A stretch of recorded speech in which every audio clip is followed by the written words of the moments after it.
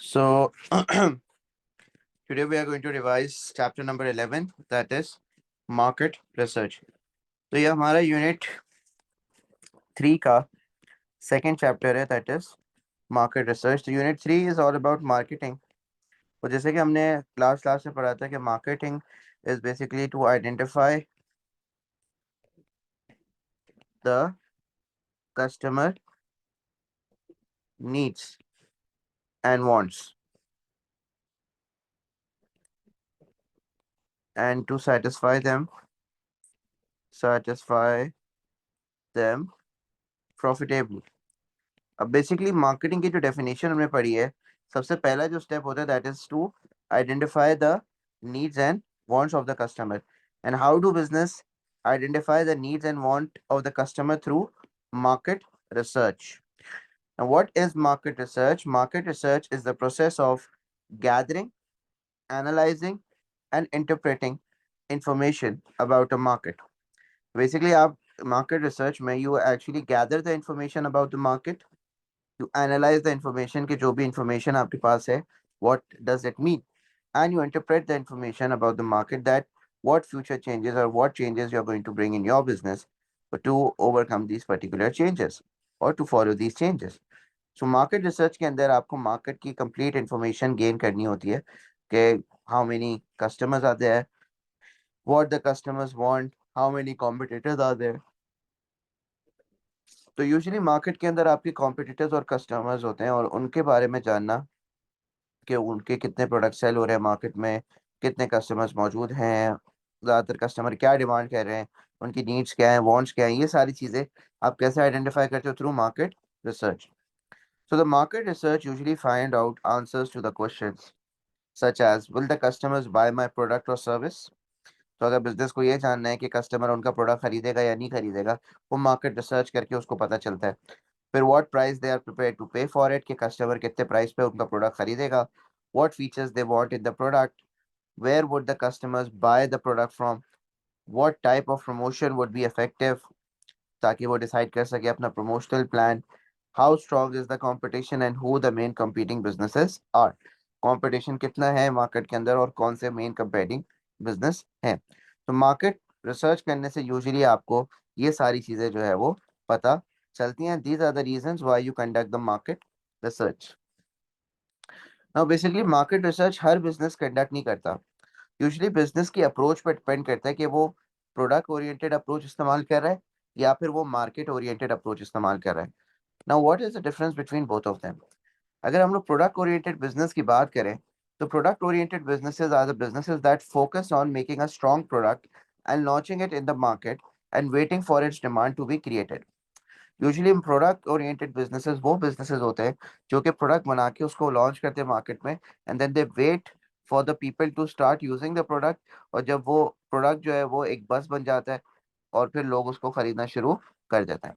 तो यूजुअली जैसे electric cars अभी लॉन्च हुई हैं, तो electric cars were a product oriented business. तो जितने भी ज़्यादातर ये टेक्नोलॉजिकल एडवांस बिजनेसेस होते हैं, तो ये सारे क्या करते हैं, ये प्रोडक्ट बनाते हैं क्योंकि इनकी स्ट्रेंथ होती है बेसिकली ये. तो प्रोडक्ट बना के ये जो है वो मार्केट में लॉन्च करते हैं और फिर मार्केट में इसकी डिमांड जो है वो क्रिएट होती है. तो जितने भी टेक्नोलॉजिकली एडवांस बिजनेसेस हैं आपके, वो क्या करते हैं, वो प्रोडक्ट ओरिएंटेशन इस्तेमाल करते हैं. That instead of asking the customer what should be done, they create the product, they launch it in the market, and then it is sold in the market and demanded by the people. Whereas market oriented businesses क्या करते हैं, these businesses focus on conducting market research to identify customer needs and to make the product according to those needs. तो usually market oriented से आप क्या करते हो, market oriented से आप जो है वो business के बारे में पहले, वो market के बारे में पहले जानते हो. First you conduct market research and you get to know about the people in the market, कि customers जो है वो basically क्या चाहते हैं प्रोडक्ट के अंदर. Then you create the product accordingly, which are meeting exactly the customer needs, and then you launch the product in the market. So that is basically product oriented and market oriented businesses. अब जो market oriented businesses होते हैं, वो ज़्यादातर different methods of market research इस्तेमाल करते हैं. So the different methods of market research, the first one is we have the primary market research, And primary market research is the collection and collation of original data via direct contact with potential or existing customers, also known as field research. तो primary research क्या होता है? When you go on the field and you collect the data and compare it with the original data. तो basically आप क्या करते हो? जाके आप डेटा कलेक्ट करते हो, उसको कंपेयर करते हो, एनालाइज करते हो, दो data you have collected via direct contact with the customer. आप कस्टमर के साथ डायरेक्ट कॉन्टैक्ट में आते हो. तो फॉर एग्जांपल किसी मॉल के अंदर आप चले गए और उस मॉल में अंदर जाके आप जो है वो किस लोगों से क्वेश्चनर फिल करवा रहे हो about the product that you are they are using. तो ये आप तो ये क्या है आपका प्राइमरी रिसर्च. तो यूजुअली आप प्राइमरी रिसर्च जो है वो करते हो डिफरेंट मेथड्स इस्तेमाल करके. So what are the different methods of primary research? सबसे पहले तो बात करते हैं, सबसे पहला मेथड है आपका questionnaires. It is a set of open ended और close ended question. What is the meaning of open ended and close ended question? Open ended question is जैसे फॉर एग्जांपल आप किसी रेस्टोरेंट में अगर खाना खाने जाते हैं, वो आपको एक फीडबैक फॉर्म ला देता है एट द एंड कि सर ये आप अपना फीडबैक फिल करें. तो उसके अंदर ऐसे क्वेश्चन होते हैं जो कि मल्टीपल चॉइस क्वेश्चन होते हैं. That how do you like the ambience, it was good, it was excellent, it was bad, it was worse. तो ये चार ऑप्शन है, ये चार ऑप्शन में आपने कोई एक ऑप्शन सेलेक्ट करना है.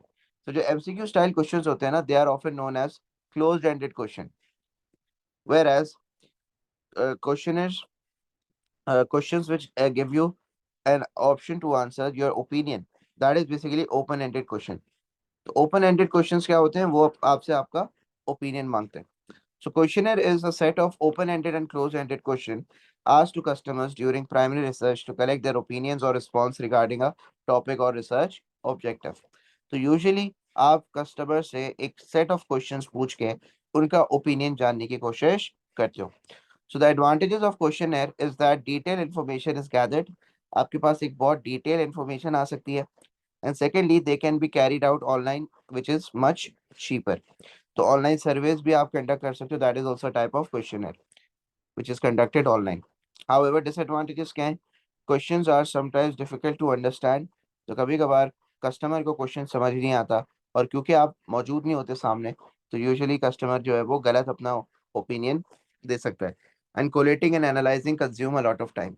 अगर आप मैनुअली सारा क्वेश्चन वगैरह फिल करवा रहे हो और मैनुअली सारा डेटा गैदर कर रहे हो, तो मैनुअली ये काफ़ी ज़्यादा टाइम कंज्यूमिंग आपका हो जाता है क्वेश्चनर, क्योंकि आप पहले तो सारा टाइम लगाते हो टू कलेक्ट द इंफॉर्मेशन.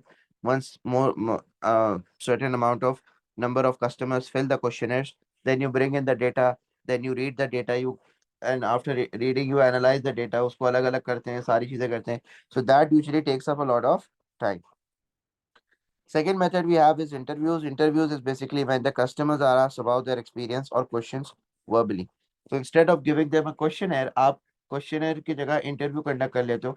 जैसे फॉर एग्जांपल अगर कोई ऑडियंस जो है वो मूवी देख के कोई बाहर निकली है, तो उस ऑडियंस से आप पूछ रहे हो कि भाई आपको मूवी कैसे लगी. So you are just taking their interview and asking them different questions regarding the movie, and they are answering it, and they are recording your and they are giving a record of their opinion. So the advantages of using interview is that the interviewer is able to explain the question. अब questionnaire में question सामने होता है, आपको खुद assume करना होता है कि इस क्वेश्चन का मतलब क्या है. लेकिन यहाँ पे there is an interviewer in front of you. So if any question is not clear, you can ask the interviewer to make the question clear. Secondly, detail information is gathered. काफी ज्यादा detailed information जो है वो आपके पास मौजूद होती है. Secondly, disadvantage क्या है इसके कि interviews are time consuming to collect. Interviews बहुत ज्यादा टाइम लगाते हैं कलेक्ट करने में, and it is often very expensive as well, कि आपको बंदा हायर करना पड़ेगा, फिर इक्विपमेंट वगैरह हायर करने पड़ेंगे टू रिकॉर्ड इट. माइक वगैरह चाहिए होगा, तो इक्विपमेंट वगैरह भी काफी एक्सपेंसिव होता है. Then biased information might be collected as customers opinion may be affected by the presence of the interviewer. Usually क्या होता है कि अगर एक बंदा सामने खड़ा हुआ है, अगर आपको प्रोडक्ट अच्छा नहीं लगता, तो कभी कभार कुछ लोग होते हैं वो बंदे की रिस्पेक्ट के लिए बोल देते हैं कि हाँ यार प्रोडक्ट अच्छा है या प्रोडक्ट सही था. आपको अच्छा नहीं लगता प्रोडक्ट, लेकिन आप क्योंकि वो बंदा सामने खड़ा हुआ है, तो you are changing your opinion over here. So sometimes what happen that when the interviewer is present, तो अक्सर जो है वो इंटरव्यूअर प्रेजेंट होने की वजह से अक्सर जो कस्टमर है वो अपना ओपिनियन चेंज कर देता है. और क्योंकि वो अपना ओपिनियन चेंज कर देता है, तो there is a sort of biasness over there, कि आपका आंसर जो है वो एक्यूरेट नहीं है, बल्कि वो आंसर इन्फ्लुएंस हो गया है bye the presence of the interviewer. तो यूजुअली जो है वो लोग जो है वो अपना आंसर चेंज कर देते हैं या अपना ओपिनियन चेंज कर देते हैं, बिकॉज सामने जो है वो उन्हीं कंपनी का बंदा खड़ा हुआ होता है जो इंटरव्यू ले रहा होता है, या कोई भी जो आपका जो है वो एक बंदा खड़ा हुआ वो आपसे एक पर्टिकुलर चीज के बारे में पूछ रहा है। तो यूजुअली जो कुछ लोग होते हैं ना वो बहुत रिस्पेक्टेबल होते हैं या हम्बल होते हैं, तो they might not give their honest opinion, right? So there can be biasness. Then thirdly, we have online surveys. Online surveys are a method of primary research in which the data is collected through the internet, for example, social media or online survey forms, जैसे YouTube social media वगैरह पे online Sarves forms होते हैं, Google forms वगैरह आप fill करते होंगे। तो ये सारी चीजें जो है वो ऑनलाइन सर्विस में आ जाती हैं। So it is quicker and cheaper and data is analysed and interpreted quickly. जैसे मैंने अपनी क्लासेस में भी आप लोगों को दिखाया था कि बेसिकली मैंने एक यूनिवर्सिटी प्रोजेक्ट के लिए जो है वो काफ़ी ज़्यादा जो है वो क्वेश्चन है रिस्पॉन्सेज कलेक्ट करे थे ओवर गूगल फॉर्म्स। तो गूगल ने मुझे ऑटोमेटिकली जो है वो पाई चार्ट्स और बार ग्राफ्स वगैरह बना के दे दिए थे, ऑटोमेटिकली उसने डेटा को कंपाइल करके मुझे दिखा दिया था। So online service is much quicker and easier to compile and interpret the data. However disadvantage is that expensive होता है काफ़ी ज़्यादा, क्योंकि आपको हार्डवेयर वगैरह लेना पड़ता है। For example you will have to buy computer and all. और यूजुअली अगर आप फिजिकली भी जो है वो ऑनलाइन सर्वे वगैरह करवा रहे हो तो आपको टैबलेट्स वगैरह आईपैड वगैरह लेने पड़ते हैं कि कस्टमर के सामने आप वो रख दो और वो कस्टमर क्वेश्चनर वगैरह फिल कर ले। तो it can be very expensive, आपको कंप्यूटर इंटरनेट टैबलेट्स वगैरह ये सारी चीज़ें चाहिए होंगी। तो हार्डवेयर कॉस्ट काफ़ी आ सकती है। फिर स्कोप फॉर फ्रॉड भी होता है कि अक्सर जो है वो लोग जो है वो शायद उसको किसी और से फिल करवा लें, या कोई उस पे जो है वो फ्रॉड भी कर सकता है। क्वेश्चनेस वगैरह फिल करते हुए ऑनलाइन सर्विस में वो अपनी इन्फॉर्मेशन नहीं देना चाहता, तो वो गलत नाम से क्वेश्चनर वगैरह फिल कर देते हैं। तो इस तरीके के फ्रॉड्स भी आपके हो सकते हैं। फिर absence of interviewer may make it difficult to understand the questions. Again इसके अंदर भी एक मसला आ सकता है कि आपको जो क्वेश्चन है वो समझ नहीं आएगा, and plus if there is no interviewer in front of you, so definitely आप जो है वो क्वेश्चन समझेंगे नहीं और आप उसका गलत आंसर दे देंगे। And then we have fourth one is focus groups. This is where groups of people agree to provide information through a group discussion with a researcher present. तो फोकस ग्रुप क्या होता है कि जब आप ग्रुप ऑफ पीपल को बुलाते हो, उनसे प्रोडक्ट के बारे में ओपिनियन लेते हो, उनसे प्रोडक्ट के बारे में इंफॉर्मेशन करते हो, उनसे प्रोडक्ट या किसी एडवर्टाइजमेंट के बारे में डिस्कशन करते हो। फॉर एग्जांपल मैंने एक अपने प्रोडक्ट के लिए एक नया ऐड बनाया, ठीक है। अब वो ऐड जो है वो मैं अपने कुछ कस्टमर्स को मार्केट में से बुला के वो ऐड उनको दिखाता हूँ और उनसे उनका ओपिनियन लेता हूँ, उनका फीडबैक लेता हूँ कि whether what is their opinion about their ad. तो वो लोग अपना ओपिनियन देंगे, उस ओपिनियन को मैं रिकॉर्ड करूंगा और उस ओपिनियन पे उनको डिस्कशन करूंगा। वो अपने सवालात पूछेंगे कि ये क्यों दिखाया आपने ऐड में, ये चीज़ क्यों दिखाई आपने ऐड में, तो वो मैं उनको एक्सप्लेन करूंगा। तो then they will give their opinion and reviews about that particular advertisement. फिर उस डेटा को कलेक्ट करने के बाद मैं उसको एनालाइज करूंगा कि कस्टमर्स का ओवरऑल फीडबैक क्या रहा है, whether it is good, so I will go on with the ad and publish it, and if it's not good then I will make the required changes that are suggested by the customers, and then I will launch the advertisement. तो usually focus group इस तरीके से होता है कि आप workers को बुलाते हो, सॉरी, आप जो है वो कस्टमर्स को बुलाते हो और कस्टमर्स को बुलाने के बाद आप उनका ओपिनियन जो है वो ले रहे होते हो। तो इसमें एडवांटेजेस ये होता है, you get accurate information, consumer tastes and preferences are highlighted in discussions and therefore product changes are brought accordingly.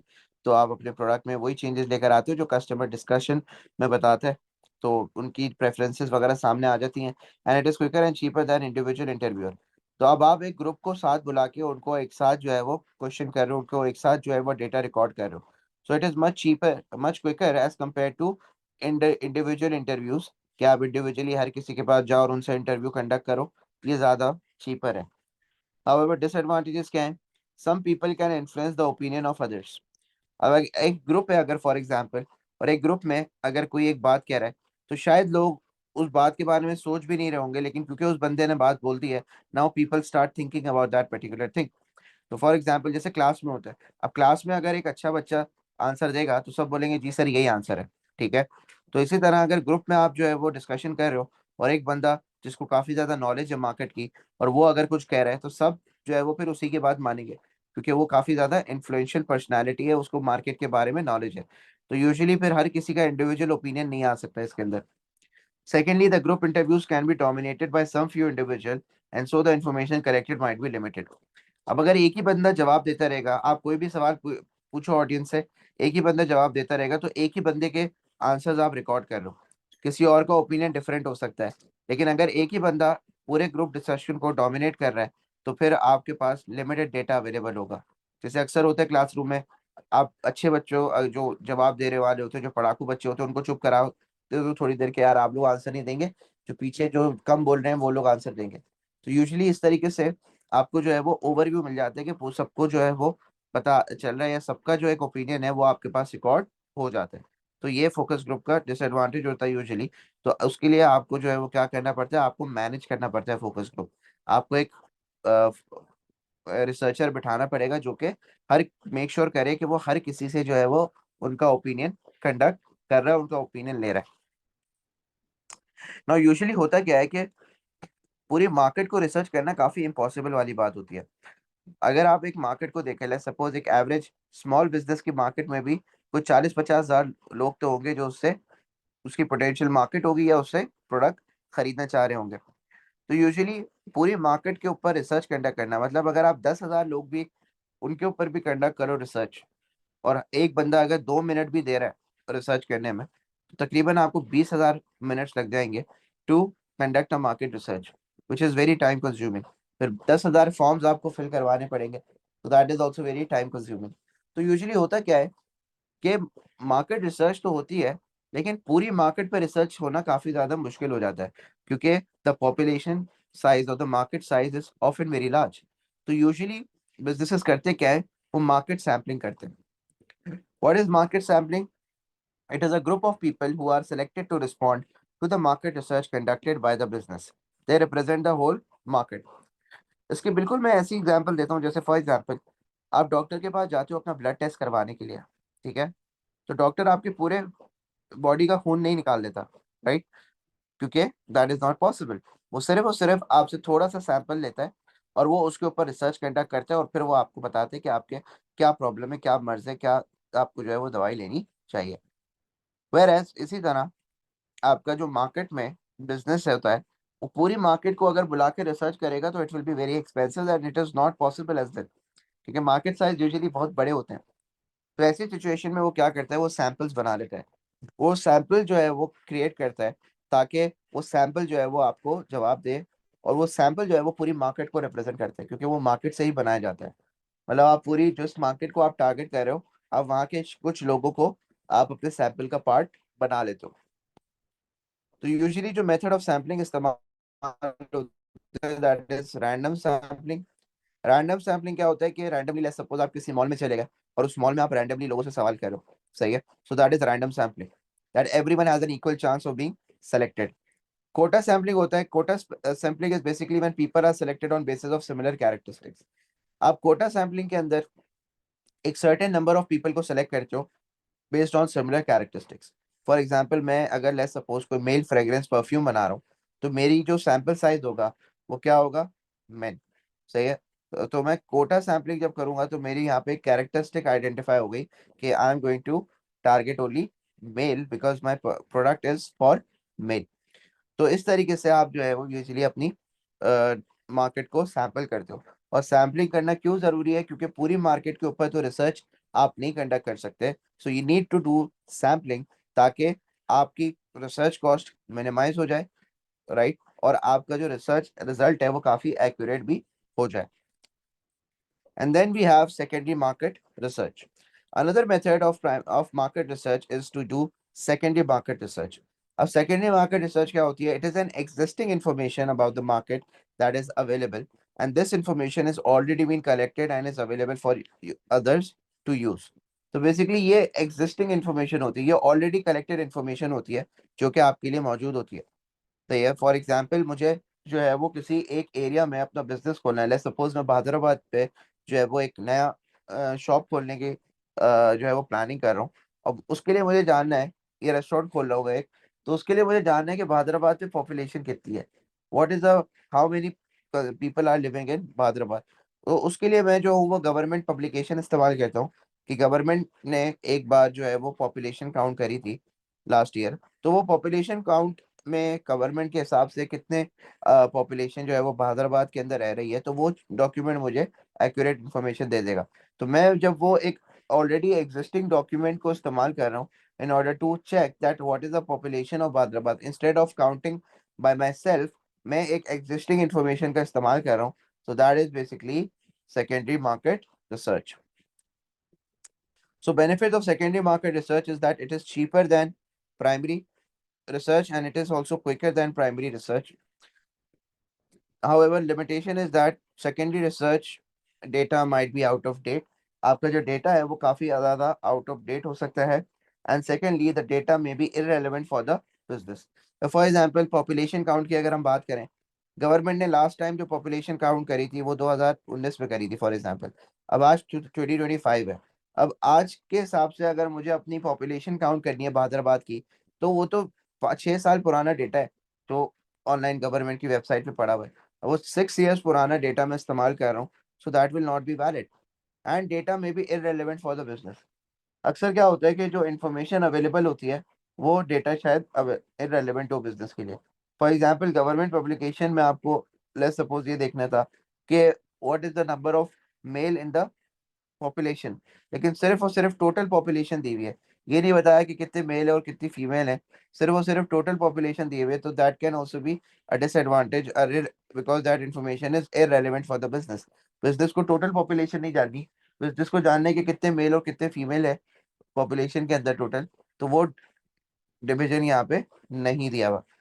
So that can be a disadvantage of secondary research, that it might be irrelevant. कि business की जो need है, जो business को जानना है, वो चीज जो है वो यहाँ पे उसको नहीं मिलेगी. Then we have the sources of secondary data. Now, what are the sources of secondary data? Usually, कहाँ से आपको secondary data मिल सकता है? So, one source is internal, कि आप जो है वो अपना secondary data internally अपने business के अंदर से ही collect कर सकते हो, which can be your past sale records.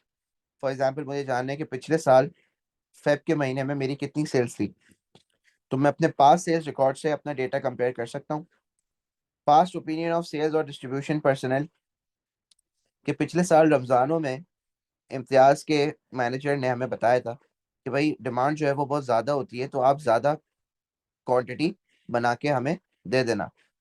तो मैं लेट्स सपोज अगर मेरा बिजनेस कुकिंग ऑयल बना रहा है, तो मैं वो चीज़ याद करूंगा. तो इम्तियाज के मैनेजर ने, जो डिस्ट्रीब्यूशन पर्सनल है हमारा, उसने हमें बताया था कि भाई सेल ज़्यादा होती है रमज़ानों में, तो हमें ज़्यादा आउटपुट बनाना है. तो उस इंफॉर्मेशन के हिसाब से मैं अपनी प्रोडक्शन में चेंजेस कर रहा हूँ. So that is basically your secondary research data. Then also financial records. आपको लास्ट ईयर की कॉस्ट अगर जाननी हो कि यार पिछले साल मुझे कॉस्ट कितनी आ रही थी प्रोडक्ट बनाने की, इस साल कॉस्ट कितनी आ रही है, पिछले साल मेरा प्रॉफिट क्या था, इस साल मेरा प्रॉफिट क्या है. Of course to compare the performance, आप पिछले साल का डेटा भी देख रहे होते हो. तो पिछले साल का डेटा क्योंकि ऑलरेडी कलेक्टेड डेटा है, वो एग्जिस्टिंग डेटा है, so that is your secondary information. Customer service department reports. आपके कस्टमर सर्विस डिपार्टमेंट जैसे वॉलमार्ट है, अब वॉलमार्ट ने अपना कस्टमर सर्विस डिपार्टमेंट जो है वो आईबैक्स वालों को दिया हुआ है.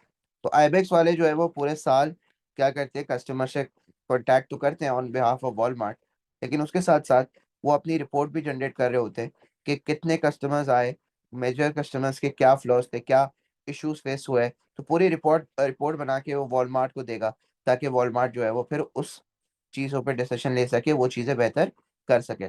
तो इस तरीके के customer department information, customer department reports भी जो है वो काफ़ी ज़्यादा काम आती है, और ये भी सेकेंडरी डेटा है क्योंकि बिजनेस ने ऑलरेडी ये कलेक्ट कर चुका होता है और उसको एक रिपोर्ट बना के फिर वो प्रेजेंट करता है. So it becomes a secondary data. Then we have external sources of information. कि सेकेंडरी डेटा आपके पास एक्सटर्नली कहाँ से आता है, तो गवर्नमेंट स्टैटिस्टिक्स, गवर्नमेंट पब्लिकेशन होती हैं, गवर्नमेंट बहुत सारी चीज़ें, बहुत सारे रिसर्चेस कंडक्ट कर रही होती है, तो उसकी इन्फॉर्मेशन वो पब्लिकली दिखा देती है, अपनी वेबसाइट पे डाल देती है. So that is basically your government publication या गवर्नमेंट स्टैटिस्टिक्स. देन न्यूज़पेपर्स के ऊपर भी बहुत सारी इन्फॉर्मेशन होती है जो कि आप इस्तेमाल कर सकते हो. फॉर एग्जांपल मुझे कहीं का मार्केट साइज जानना है, कहीं का मार्केट में कंपटीशन जानना है, तो मैं न्यूज़पेपर में देख सकता हूँ कि the number of competitors in a particular industry, वो पता होता है. इंडस्ट्री एनालिस्ट की रिपोर्ट्स वगैरह लिखी हुई होती हैं. लेट्स सपोज मुझे जानना है कि इन्फ्लेशन रेट कितना हो रहा है कंट्री के अंदर, तो मैं न्यूज़पेपर पढ़ सकता हूँ. उसके अंदर यूजुअली जो है वो इन्फ्लेशन रेट, इंटरेस्ट रेट, सारी इन्फॉर्मेशन मौजूद होती है. तो बेसिकली ये भी आपका एक एक्सटर्नल डेटा है. Then market research agencies. Market research agencies होती है जिनका काम होता है मार्केट्स को रिसर्च करना और रिपोर्ट्स बनाना. और मार्केट रिसर्च एजेंसीज ये रिपोर्ट बिजनेसेस को सेल करती हैं फॉर देम टू यूज. तो मार्केट रिसर्च एजेंसीज की रिपोर्ट भी जो है वो मेरे लिए एक सेकेंडरी डेटा है, क्योंकि मैंने कलेक्ट नहीं करा खुद, मार्केट रिसर्च एजेंसी ने रिपोर्ट कलेक्ट करी है। And then online sources such as the internet, internet पे जाके आप कुछ भी सर्च करते हैं, उसको आप पढ़ते हैं और वो इन्फॉर्मेशन आपको मिलती है। So that is also a secondary source of information, क्योंकि आपने खुद कलेक्ट नहीं करी। फॉर एग्जाम्पल आपको पता चलता है कि भाई पेट्रोल की प्राइसेस में 10 रुपीज का डिक्रीज आ रहा है, तो that is your secondary information. आपने खुद जाके पेट्रोल पंप पे नहीं पूछा कि यार कितना प्राइस जो है वो कम हो रही है। आपको आपने ऑनलाइन जो है वो कोई डॉक्यूमेंट देखा, कोई फोटो देखी ऑनलाइन, कोई आपने जो है वो डॉक्यूमेंट पढ़ा, तो उसकी वजह से आपको पता चला कि पेट्रोल की प्राइसेस कम हो रही है। तो इस तरीके से ऑनलाइन सोर्सेज से भी आपके पास सेकेंडरी डेटा मौजूद होता है। So these are your sources of internal secondary data. Now, what are the factors that influence the accuracy of the market research data?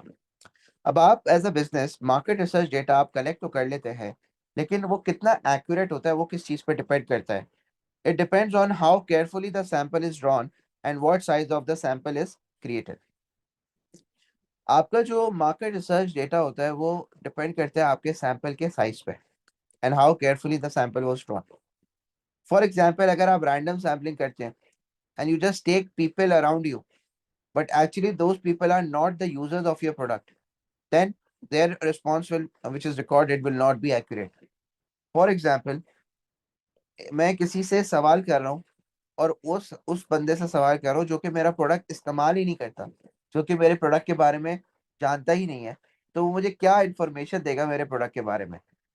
तो if the sample is created of non customers, कि basically अगर आपके customers नहीं है और उनका sample अगर आप क्रिएट कर देते हो और उनसे आप बातचीत कर लेते हो, देन डेफिनेटली आपका जो इंफॉर्मेशन है वो इनएक्यूरेट होगी।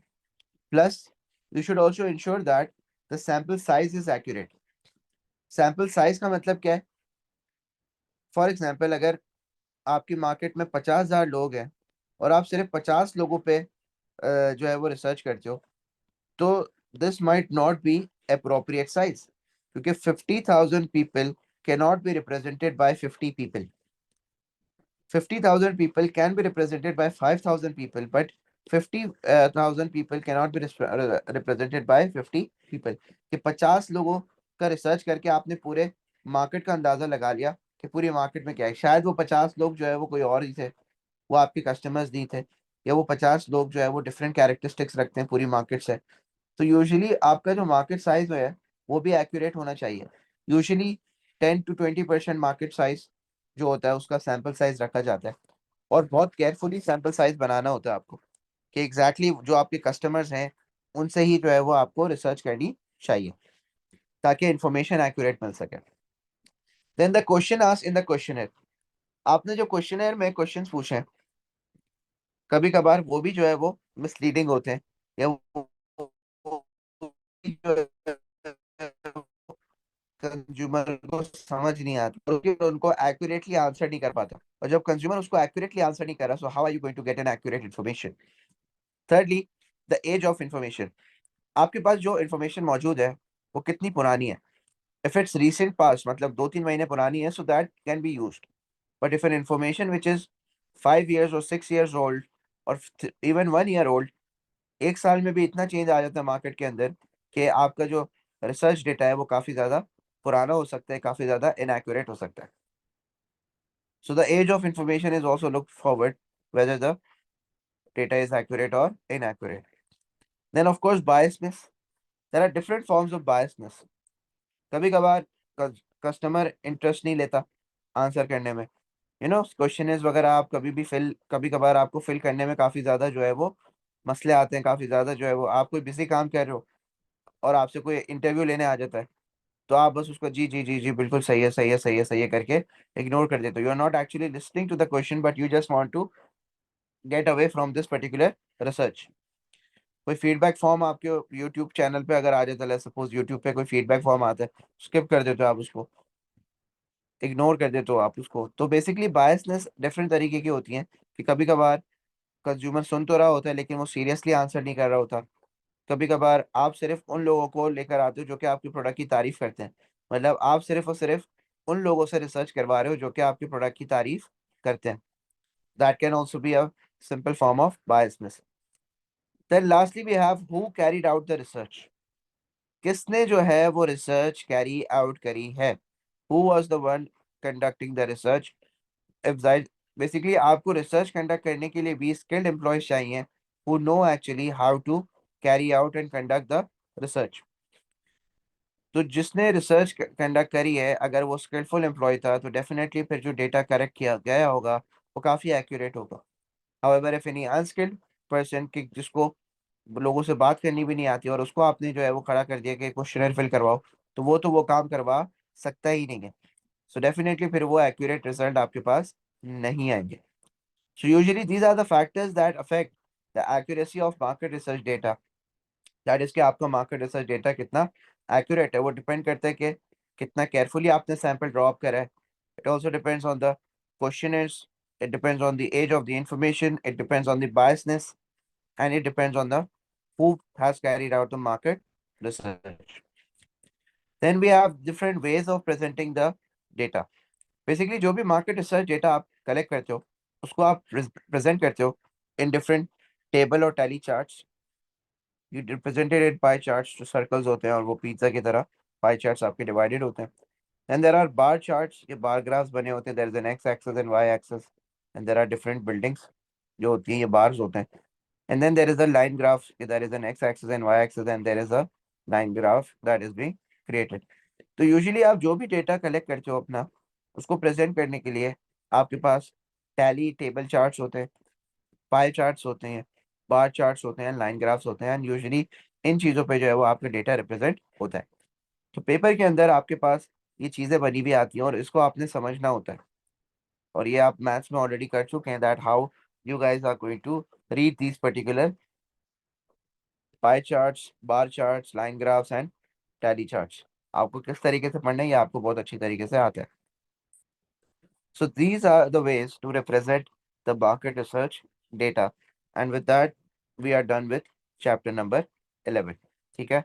So chapter number 11 was all about the market research, that how or what are the different methods of collecting the data from the market, and how are you going to, what are the benefits and limitation of each method, and what is the accuracy factors that affect the accuracy of the market research data, and then ways of representing the data.